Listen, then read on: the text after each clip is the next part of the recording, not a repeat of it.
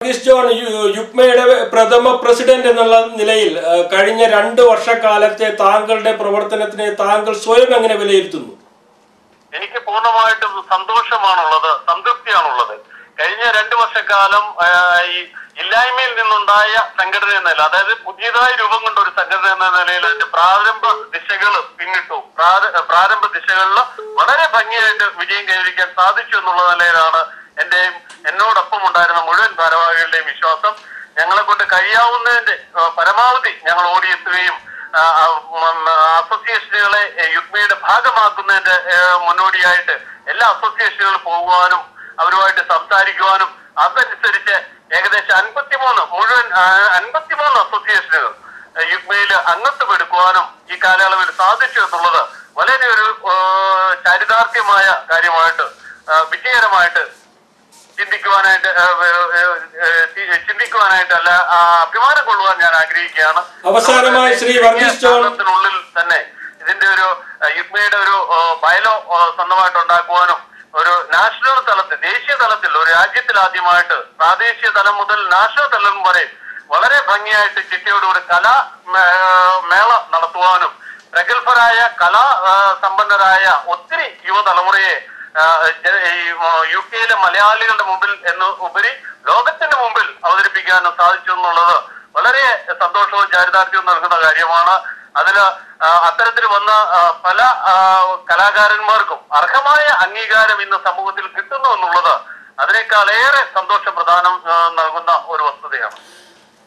വളരെയധികം നന്ദി ശ്രീ താങ്കൾ ഇത്രയും നേരം ഞങ്ങളോടൊപ്പം ചെലവഴിച്ചതിന്. യുക്മയുടെ തുടർ പ്രവർത്തനങ്ങൾക്ക് ഞങ്ങളെല്ലാ ഭാവുകങ്ങളും നേരുന്നു. ഇലക്ഷൻ ഭംഗിയായി നടക്കട്ടെ. തുടർന്ന് വരുന്ന ഭരണസമിതി യുക്മ ഈ സംഘടന ഈ രാജ്യത്തെ ഏറ്റവും വലിയ ഒരു മലയാളി സംഘടനയായി തന്നെ മാറട്ടെ എന്ന് ആശംസിക്കുന്നു. വളരെയധികം നന്ദി. Thank you very much. ഒത്തിരി നന്ദി. നിങ്ങൾ വിളിക്കുകയും സംസാരിക്കുകയും ചെയ്തതിലോ ഒത്തിരി നന്ദി. പ്രത്യേകിച്ച് യുക്മയ്ക്ക് കഴിഞ്ഞ കാലങ്ങളിൽ ബ്രിട്ടീഷ് പത്രം ചെയ്തു വന്നിട്ടുള്ള എല്ലാ നല്ല സപ്പോർട്ടിനും പ്രത്യേകം നന്ദി പറയുന്നു. നിങ്ങളുടെ മാധ്യമത്തിന്റെ സംസ്കാരത്തിൽ അടിയുറച്ചു നിന്നുകൊണ്ട് യുക്മയ്ക്ക് നൽകിയ എല്ലാ പിന്തുണകൾക്കും പ്രത്യേകിച്ച് നന്ദി പറയുവാൻ ഈ അവസരം ഞാൻ വിനിയോഗിക്കുകയാണ്. യുകെയിലെ മുഴുവൻ മലയാളികളുടെയും പേരിൽ ബ്രിട്ടീഷ് പത്രത്തിന് എല്ലാവിധ ഭാവുകങ്ങളും ആശംസിക്കുന്നു. നന്ദി, നമസ്കാരം. Thank you very much. ഈ വിഷയത്തെക്കുറിച്ച് കൂടുതൽ പ്രതികരണങ്ങൾ കിട്ടിക്കൊണ്ടിരിക്കുന്നു. ഇപ്പോൾ നമ്മോടൊപ്പം വിൻഷെയർ മലയാളി അസോസിയേഷൻ മുൻ പ്രസിഡന്റ് ശ്രീ റോയ് സ്റ്റീഫൻ നമ്മോടൊപ്പം ചേരുന്നു. മിസ്റ്റർ റോയ് സ്റ്റീഫൻ, ബ്രിട്ടീഷ് പത്രം വാർത്തയിലേക്ക് സ്വാഗതം. Thank you very much. Mister Roy Stephen, കഴിഞ്ഞ യുക്മ ഇപ്പോൾ നാഷണൽ ഇലക്ഷൻ നടത്തുകയാണ് ജൂലൈ 10-ന്. ഈ കഴിഞ്ഞ 2 വർഷമായി യുക്മ എന്ന സംഘടന യുകെയിൽ പ്രവർത്തിച്ചു വരുന്നു. യുക്മ എന്ന ഈ സംഘടനയുടെ പ്രവർത്തനങ്ങളെ താങ്കൾ എങ്ങനെ വിലയിരുത്തുന്നു? തീർച്ചയായിട്ടും യുക്മയുടെ പ്രവർത്തനങ്ങൾ എത്രമാത്രം എഫക്റ്റീവ് ആയിട്ടുണ്ട് എന്നുള്ള കാര്യത്തെ പറ്റി യുകെയിലുള്ള എല്ലാ സാധാരണ ജനങ്ങളും ഉറ്റുനോക്കിക്കൊണ്ടിരിക്കുന്ന ഒരു അവസരമായിട്ടാണ് ഞാൻ കാണുന്നത്. പക്ഷെ ഇതിൽ ഒരു എഫക്റ്റീവായിട്ട് മലയാളികളുടെ ഇടയിലേക്ക് ഇറങ്ങി പ്രവർത്തിച്ചു എന്ന് നമുക്ക് തീർത്ത് പറയാൻ സാധിക്കുമെന്ന് എനിക്ക് തോന്നുന്നില്ല. കൂടുതലായിട്ടും യുക്മയ്ക്ക് വേണ്ടി പ്രവർത്തിച്ചിരുന്നത് സൗത്ത് ഈസ്റ്റ് റീജിയൻ ആണ്. ഏറ്റവും കൂടുതൽ യുക്മ എന്നൊരു സംഘടന ഈ യുകെയിലുള്ള മലയാളികളുടെ ഇടയിൽ ഉണ്ട് എന്ന് വരുത്തി തീർത്തത് സൗത്ത് ഈസ്റ്റ് റീജിയന്റെ പ്രവർത്തനങ്ങളാണ്. അതിന്റെ ഒരു അത്രയും സ്ട്രോങ് ആയിട്ട് നിന്നിരുന്ന സൗത്ത് ഈസ്റ്റ് റീജിയൻ പ്രവർത്തിച്ചത് കൊണ്ട് മാത്രമായിരിക്കും ഒരുപക്ഷെ ഇപ്പോൾ ഈ 2 വർഷങ്ങൾക്ക് ശേഷം ഈ ഒരു പുതിയൊരു ഭരണസമിതി ഉണ്ടാകുവാനായിട്ടൊരു ഇലക്ഷൻ പ്രഖ്യാപിക്കേണ്ട ഒരു സിറ്റുവേഷനിലേക്ക് എത്തിയിരിക്കുന്നത്. എങ്കിൽ കൂടിയും ഇനിയും ഈ അസോസിയേഷന് യുകെയിലുള്ള മലയാളികൾക്ക് ഒരു മാതൃകയായിട്ട് ഇനിയും കൂടുതൽ പ്രവർത്തനങ്ങൾ ചെയ്യാൻ സാധിക്കേണ്ടതാണ്. സാധിക്കാവുന്നതാണ്. അത് മുന്നിൽ കണ്ടുകൊണ്ടായിരിക്കണം ഇനിയുള്ള ഒരു ഭരണസമിതി മുന്നോട്ട് വരേണ്ടത്. തീർച്ചയായിട്ടും. അപ്പോൾ ഇനി വരുന്ന ഭരണസമിതി പഴയ കുറവുകൾ നികത്തി യുകെയിലെ സാധാരണക്കാരന്റെ മലയാളികളുടെ പ്രശ്നങ്ങളിലേക്ക് കടന്നു വരണം എന്നല്ലേ താങ്കൾ പറയുന്നത്? തീർച്ചയായിട്ടും. എങ്കിൽ മാത്രമേ ഉള്ളൂ ഈ അംബ്രല്ല അസോസിയേഷനെ മറ്റുള്ള എല്ലാ മലയാളി അസോസിയേഷനുകളും സ്വാഗതം ചെയ്യുള്ളൂ.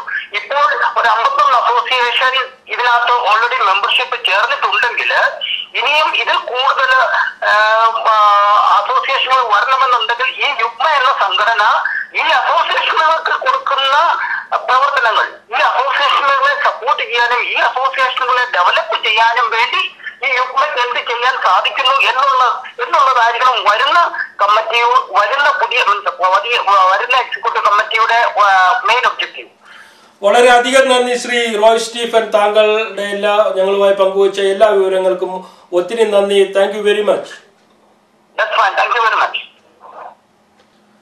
വിൻഷെയർ മലയാളി അസോസിയേഷൻ മുൻ പ്രസിഡന്റ് ശ്രീ റോയ് സ്റ്റീഫൻ ആണ് ഇപ്പോൾ നമ്മോടൊപ്പം ഈ ചർച്ചയിൽ പങ്കുചേർന്നത്. ഇത്രയും നേരം ഈ ചർച്ചയിൽ പങ്കുചേർന്ന എല്ലാവർക്കും നന്ദി. നമ്മൾ അടുത്ത വിഷയത്തിലേക്ക് കടക്കുകയാണ്. കാനഡയിലേക്കുള്ള ഇമിഗ്രേഷൻ സംബന്ധമായ വിഷയങ്ങൾ UK മലയാളികൾക്കിടയിൽ കുഴപ്പം സൃഷ്ടിക്കുന്ന സാഹചര്യത്തിൽ നമ്മോടൊപ്പം ഇപ്പോൾ പങ്കുചേരുന്നത് റിക്രൂട്ട്മെന്റ് കൺസൾട്ടന്റ് ശ്രീ സാബു കുര്യനാണ്. അതോടൊപ്പം കൂടുതൽ വിവരങ്ങൾ അറിയുവാൻ ശ്രീ സാബു കുര്യൻ ഇപ്പോൾ നമ്മോടൊപ്പം ലൈനിലുണ്ട്. ശ്രീ സാബു കുര്യൻ, ബ്രിട്ടീഷ് പത്രം വാർത്തയിലേക്ക് സ്വാഗതം. ശ്രീ സാബു കുര്യൻ, കാനഡയിലേക്കുള്ള ഇമിഗ്രേഷൻ സംബന്ധമായി ഇപ്പോൾ ചില ആശയക്കുഴപ്പങ്ങൾ മലയാളികൾക്കിടയിൽ നിലനിൽക്കുന്നു. ആ സാഹചര്യത്തിലാണ് ഞങ്ങൾ താങ്കളെ ബന്ധപ്പെടുവാൻ തീരുമാനിച്ചത്. അതുമായി ബന്ധപ്പെട്ട കാര്യങ്ങളൊന്ന് വിശദീകരിക്കാമോ? തീർച്ചയായും. കാനഡയിലെ ഇമിഗ്രേഷൻ നിയമങ്ങളിൽ ചെറിയ മാറ്റങ്ങൾ വരികയും നേരത്തെ ഉണ്ടായിരുന്ന പെർമനന്റ് റെസിഡൻസി 30 കാറ്റഗറികളിലേക്ക് വെട്ടിച്ചുരുക്കുകയും ചെയ്തുകൊണ്ട് കാനഡ ഗവൺമെന്റ് സ്റ്റുഡൻസിനെ കാനഡയിലേക്ക് പ്രോത്സാഹിപ്പിച്ചുകൊണ്ട് പുതിയ സ്കീമിന്റെ അടിസ്ഥാനത്തിൽ കാനഡയിൽ എത്തുന്ന സ്റ്റുഡൻസിന് വർക്ക് പെർമിറ്റുകൾ നൽകിയും അതിനുശേഷം വർക്ക് പെർമിറ്റുകൾ 1 വർഷത്തെ സ്റ്റുഡന്റ് വിസയ്ക്ക് ശേഷം 1 ഇയർ വർക്ക് പെർമിറ്റ് ലഭിക്കുകയാണെങ്കിൽ അവരെ സംബന്ധിച്ചിടത്തോളം ഈ പെർമനന്റ് റെസിഡൻസിക്ക് അപ്ലൈ ചെയ്യാവുന്നതും കാനഡയിൽ പുതിയ രീതിയിൽ കേൾക്കാനും സാധിക്കുന്നതാണ്. അത് നേഴ്സുമാരെ മാത്രമല്ല മറ്റു നിരവധി പ്രൊഫഷണൽ 29 രീതിയിലുള്ള പ്രൊഫഷണൽ ആൾക്കാരെ, ഷെഫ്, കുക്ക്, സോഷ്യൽ വർക്കേഴ്സ് തുടങ്ങിയ അങ്ങനെയുള്ള പ്രൊഫഷണൽ കാറ്റഗറിക്ക് പഴയതുപോലെ തന്നെ ഇമിഗ്രേഷൻ നിയമങ്ങളിൽ അവർക്ക് നാട്ടിൽ നിന്നോ അല്ലെങ്കിൽ സ്വന്തമായിട്ട് അവർക്ക് ആപ്ലിക്കേഷൻ ഫില്ലപ്പ് ചെയ്ത് പെർമനന്റ് റെസിഡൻസിക്ക് അപ്ലൈ ചെയ്താൽ 6 മാസം മുതൽ 9 മാസത്തിനുള്ളിൽ അവർക്ക് കാനഡയിൽ PR കിട്ടി പോകാനായിട്ടുള്ള സാധ്യതയുണ്ട്. എന്തൊക്കെ യോഗ്യതകളാണ് ശ്രീ സാബു കുര്യൻ, കാനഡയിൽ നേഴ്സായി ജോലി ചെയ്യുന്നതിന് വേണ്ടത്? നേഴ്സായി UK-യിൽ ജോലി ചെയ്യാനോ അല്ലെ അമേരിക്കയിൽ ജോലി ചെയ്യാനോ UK-യിൽ വന്ന് അഡാപ്റ്റേഷൻ ചെയ്യുന്ന വ്യക്തികൾക്ക് നഴ്സിംഗ് മിഡ്വൈഫറി കൗൺസിലിന്റെ പിൻ നമ്പർ ലഭിക്കുന്നത് പോലെ കാനഡയിൽ അമേരിക്കയില് പോകുന്ന നേഴ്സുമാർ CRN പാസ്സായി നേഴ്സായി യോഗ്യത ലഭിക്കുന്നവർ തന്നെ കാനഡയിൽ CRN എക്സാം പാസ്സായി അവിടെ IELTS-ന് 6.5 സ്പീക്കിംഗ് 7 ഉണ്ടെങ്കിൽ അവരെ സംബന്ധിച്ച് നേഴ്സായി രജിസ്റ്റർഡ് നേഴ്സായിട്ട് ജോലി ചെയ്യാനായിട്ട് അവസരമുണ്ട്. അല്ലാത്ത പക്ഷം ഇവിടുന്ന് സാധാരണ രീതിയിൽ സ്റ്റുഡന്റ് വിസയിൽ അവിടെ എത്തപ്പെടുന്നവർക്ക് അവിടെ 1 വർഷത്തെ കോഴ്സിന് ശേഷം അല്ലെങ്കിൽ 2 വർഷത്തെ പോസ്റ്റ് ഗ്രാജുവേറ്റ് കോഴ്സോ അല്ലെങ്കിൽ ഡിഗ്രി കോഴ്സുകൾക്കോ ശേഷം അവർക്ക് 1 ഇയറോ 2 ഇയറോ വർക്ക് പെർമിറ്റ് ലഭിക്കുകയാണെങ്കിൽ ആ വർക്ക് പെർമിറ്റും പ്രകാരം മറ്റെവിടെയെങ്കിലും ജോലിക്ക് ശ്രമിക്കുകയും ജോലി ലഭ്യമായതിനു ശേഷം ടാക്സും ഇവിടുത്തെ പോലെ UK-യിലെ പോലെ ടാക്സും ബാക്കിയുള്ള കാര്യങ്ങളും കൃത്യമായി അടയ്ക്കുന്നവർക്ക് പെർമനന്റ് റെസിഡൻസിക്ക് അപ്ലൈ ചെയ്യാവുന്നതാണ്. അപ്പോൾ പെർമനന്റ് റെസിഡൻസി കിട്ടിക്കഴിഞ്ഞാൽ അവരെ സംബന്ധിച്ചിടത്തോളം അവർക്ക് മറ്റുള്ള ഏത് ജോലികളും ചെയ്യാം. നഴ്സിംഗ് LPN ആയിട്ടോ അല്ലെങ്കിൽ രജിസ്റ്റർഡ് നേഴ്സ് അല്ലാതെ മറ്റുള്ള ഏത് ജോലികൾക്കും അവർക്ക് ചെയ്യാൻ പറ്റും. പ്രാക്ടീസ് നേഴ്സോ അങ്ങനെയുള്ള. അപ്പൊ അതിനൊപ്പം തന്നെ CRN പാസ്സാവുകയാണെങ്കിൽ അവർക്ക് രജിസ്റ്റേഴ്സ് ആയി ജോലി ചെയ്യാൻ സാധിക്കുന്ന. ഇന്ത്യയിലും UK-യിലും പത്രങ്ങളിൽ ഈ കാനഡയിലേക്കുള്ള അവസരത്തെക്കുറിച്ച് വാർത്തകൾ വന്നിരുന്നു. പക്ഷെ ചില മാധ്യമങ്ങൾ ഇത്തരം വാർത്തകൾക്ക് എതിരെ എഴുതുകയുണ്ടായി. എന്തുകൊണ്ടാണ് അങ്ങനെ സംഭവിക്കുന്നത്? നമുക്കറിയാം, കേരളത്തിൽ തന്നെ കഴിഞ്ഞ ഒരു വർഷ കാലഘട്ടമായി UK-യിലെ അവസരങ്ങളെ കുറിച്ച് മനോരമ, ദീപിക മുതലുള്ള എല്ലാ പത്രങ്ങളിലും വാർത്തകൾ വരികയും അനേകം ആൾക്കാർ അതിൽ അപ്ലൈ ചെയ്യുകയും പലരും കാനഡയിൽ എത്തുകയും ചെയ്തു.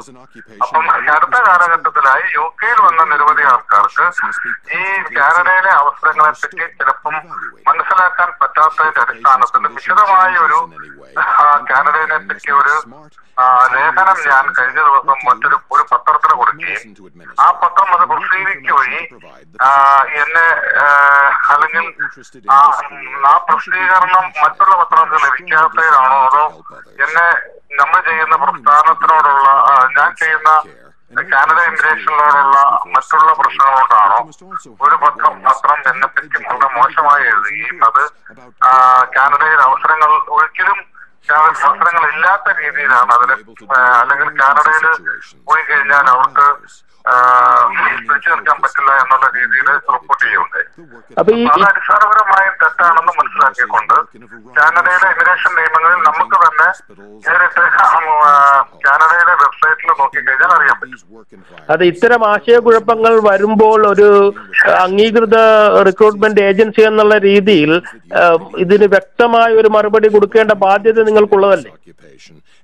തീർച്ചയായിട്ടും UK-യിലെ OIC അഡ്വൈസർ എന്ന നിലയിലും ഇമിഗ്രേഷൻ സംബന്ധമായ കാര്യങ്ങൾ കഴിഞ്ഞ 10 വർഷമായി ചെയ്തുകൊണ്ടിരിക്കുന്നതിനാലും ഇന്ന് വരെ മറ്റുള്ള ആൾക്കാരെ സഹായം ചെയ്യുക എന്നുള്ളതിലുപരി ഇന്ന് വരെ ഈ 10 വർഷമായി ഓഫീസും മറ്റുള്ള കാര്യങ്ങളും ഇവിടെ നിലനിന്ന് പോകുമ്പം ഞാൻ എന്റെ വ്യക്തിപരമായി എന്നെ സഹായിക്കാവുന്ന രീതിയിൽ ആൾക്കാരെ സഹായിക്കുക മാത്രമേ ചെയ്തിട്ടുള്ളൂ. അപ്പം ആരെങ്കിലും സംശയങ്ങൾ ഇപ്പം ഇവിടുത്തെ നിയമങ്ങൾ മാറിയാൽ പല പത്രമാസികകൾ വരുന്നതിലും വ്യത്യസ്തമായി പല കാര്യങ്ങളും ചെയ്യാനായിട്ട് ഇവിടുന്ന് പല ആൾക്കാർക്കും ബ്ലഡ് മാറിക്കൊടുത്തവരെ അല്ലെങ്കിൽ ജോലി പോയവരെ ടാബ്ലറ്റ് മാറിക്കൊടുത്തവരെ അല്ലെങ്കിൽ ഇവിടെ നഴ്സിംഗ് ഹോമിൽ 4 വർഷമായിട്ട് ജോലി ചെയ്യുന്നവരെ അങ്ങനെയുള്ളവരുടെ തൊഴിലവസരങ്ങൾ നഷ്ടപ്പെടുമ്പം ഒരു പത്രത്തിൽ റിപ്പോർട്ട് ചെയ്താൽ അവർക്കൊന്നും ചെയ്യാൻ പറ്റില്ല. നേരെ മറിച്ച് അവരെ പോലുള്ള ആൾക്കാർ ദിവസം 10-30 പേര് എന്റെ ഓഫീസിൽ വരികയും അവർക്ക് വേണ്ട നിർദ്ദേശങ്ങളും മറ്റുള്ള നഴ്സിംഗ് ഹോമുകളിൽ ജോലി കണ്ടെത്തുകയും വർക്ക് പെർമിറ്റ് ചേഞ്ച് ചെയ്ത് കൊടുക്കുകയും ചെയ്യും. നിരന്തരമായ പത്രങ്ങളിൽ ഇവിടെ റിക്രൂട്ട്മെന്റ് പ്രസ്ഥാനം തുടങ്ങിയ പല പത്രങ്ങളും ഇവിടെ ഉണ്ടാകില്ലായിരുന്നു. അപ്പൊ ഞാൻ ഇവിടെ വന്നതിന് ശേഷം ഇത്തരം മലയാളികളെ കൊണ്ടുവന്നുകൊണ്ടാണ് മലയാളികൾക്ക് വായിക്കാൻ പത്രം ഉണ്ടാകുകയും പത്രത്തെ നമ്മൾ പ്രൊമോട്ട് ചെയ്യുകയും ചെയ്തത്. ഇപ്പോൾ ആ പത്രം തന്നെ താങ്കൾക്കെതിരെ തിരിഞ്ഞിരിക്കുന്നതായിട്ടാണോ താങ്കൾ പറയുന്നത്? സാമ്പത്തിക ലാഭം പ്രതീക്ഷിച്ച് ചില പത്രങ്ങൾ നടത്തുന്ന പ്രചരണങ്ങൾ. അപ്പൊ സാമ്പത്തിക അടിസ്ഥാനപരമായ 2006 മുതൽ ഞാൻ ആ പത്രത്തിനെ വളരെ രീതിയിൽ സഹായിക്കുകയും ഇവിടെ വരുന്ന ഓരോ മലയാളികളും നാട്ടിലെ വിശേഷങ്ങൾ അറിയുവാനും ഇവിടുത്തെ വാർത്തകൾ അറിയാനും വേണ്ടി ഞാൻ പല ആർട്ടിക്കിളുകളും അതിൽ എഴുതി അറിയിക്കുകയും പലർക്കും ഈ പത്രത്തിന്റെ കൂടുന്ന എല്ലാവരെയും തന്നെ ഈ പ്രശസ്ത പത്രം വായിച്ച് മനസ്സിലാക്കാൻ നിങ്ങൾക്ക് രാവിലെ സമയം കിട്ടുമ്പോൾ വായിച്ച് മലയാളം ന്യൂസുകൾ കിട്ടും എന്നുള്ള രീതിയിൽ അത് പ്രചരിപ്പിച്ചിരുന്നു. അങ്ങനെ ഞാൻ കൊണ്ടുവന്ന ആൾക്കാരാണെന്ന് പത്രം കൂടുതലും വായിക്കുന്നത്. എനിവേ വളരെയധികം നന്ദി ശ്രീ സാബു കുര്യൻ. എന്തായാലും കാനഡയിലേക്കുള്ള അവസരങ്ങളെ കുറിച്ച് കൂടുതൽ വ്യക്തമായ അറിവുകൾ കൂടുതൽ വരും ദിവസങ്ങളിൽ കൂടുതൽ വ്യക്തമായ വിവരങ്ങൾ താങ്കൾക്ക് കൂടുതൽ തരുവാൻ സാധിക്കുമെന്ന് ഞങ്ങൾ പ്രതീക്ഷിക്കുന്നു. വളരെയധികം നന്ദി. പറഞ്ഞു. പ്രധാനപ്പെട്ട കാര്യം നിങ്ങളുടെ ഇങ്ങനെയുള്ള ശ്രമങ്ങൾ വിജയകരമാക്കി അതിലൂടെ ജനങ്ങളിലേക്ക് വേണ്ട അറിവുകൾ നേടിക്കൊടുക്കുകയും ചെയ്യുന്ന ഒരു പ്രസ്ഥാനമായി വളരാനായിട്ട് എന്റെ എല്ലാവിധ ആശംസകളും. ശരിയാണ് ശ്രീ സാബു കുര്യൻ. ഞങ്ങൾക്ക് യാതൊരുവിധ പ്രത്യേകമായ താല്പര്യങ്ങൾ മറ്റു വിഷയങ്ങൾ ജനകീയമായ വിഷയങ്ങൾ അതിന്റെ സത്യസന്ധമായ നിലപാട് ജനങ്ങളിൽ എത്തണമെന്നുള്ള ആഗ്രഹം ഒന്ന് മാത്രമാണ്. ആ ഒന്ന് മാത്രം കൈമുതലാക്കിക്കൊണ്ടാണ് ഞങ്ങൾ മുന്നോട്ട് പോയിക്കൊണ്ടിരിക്കുന്നത്. തീർച്ചയായിട്ടും ഇത്തരം വിഷയങ്ങൾ ജനങ്ങളിൽ എത്തിക്കാനുള്ള ബാധ്യത നമുക്കുണ്ട്. അതുകൊണ്ടാണ് ഞങ്ങൾ താങ്കളെ ബന്ധപ്പെട്ടതും സത്യസന്ധമായ ഒരു വിവരം ജനങ്ങളിലേക്ക് എത്തിക്കുവാൻ വേണ്ടിയിട്ടായിരുന്നു. വളരെയധികം നന്ദി ശ്രീ സാബു കുര്യൻ. ഇത്രയും അധികം നേരം ഞങ്ങളുടെ പ്രേക്ഷകർക്ക് വേണ്ടി വിലപ്പെട്ട വിവരങ്ങൾ നൽകിയതിന് താങ്ക് യു വെരി മച്ച്. ഇതോടെ ബ്രിട്ടീഷ് പത്രം വാർത്തകൾ അവസാനിക്കുന്നു. ഇനി കാണും വരെ നന്ദി, നമസ്കാരം.